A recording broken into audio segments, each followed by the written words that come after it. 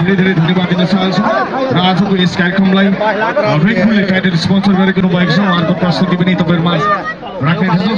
लगायत अन्य कलाकारहरूको पनि प्रस्तुति रहनेछ। विशेष अतिथि विद्युत नगरपालिका उपप्रमुख श्री प्रभा बोगटीज्यूलाई म स्टेजमा आमन्त्रण गर्न चाहन्छु।